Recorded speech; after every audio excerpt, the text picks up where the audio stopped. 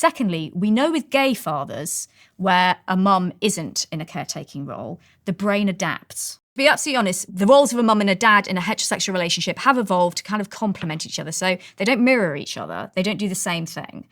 They complement each other. So what happens when we take one of those away for that child? There are two things to say to that. First of all, in most children's lives, we talk about single parent families, and what we're talking about is a single parent raising that child. But actually, if we look outside that particular dyad, that particular couple, and we look at who else is inputting into that child's life. So quite often, I study it as obviously in relation to absent fathers.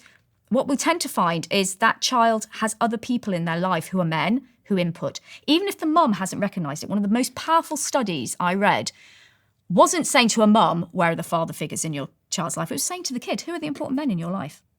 And the kid would go, oh, my football coach, or my maths teacher, or my mate John's dad. Or they often recognise father figures, they don't call them that, but they recognise men in their lives who they look up to, who support them, who the parents or the mum doesn't even think about. So that's the first thing to say. Secondly, we know with gay fathers where a mum isn't in a caretaking role, the brain adapts.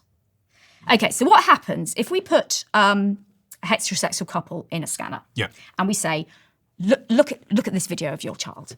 We see different peaks in activation in the brain. So in mum, we see a peak in activation at the core of the brain here, okay?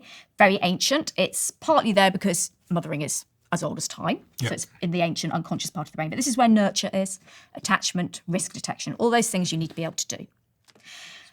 And then we get that peak there. However, if we look at dad's activation, he does have some activation here. Obviously he does. He's very capable of nurturing and protecting. But actually the peak in activation is in the neocortex. This is this bit of the brain. This is the conscious brain. It's much younger. And that shows you that fathering is younger. It's about 500,000 years old.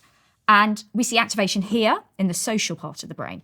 Okay, so this is the prefrontal cortex, which is here, and the orbitofrontal cortex, which is kind of above your eyes.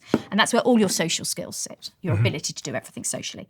And then at the back of the brain, we have two areas at the back of the brain which are linked to empathy, which is the basis of relationships, and mentalizing. So that's that ability to know someone's intention.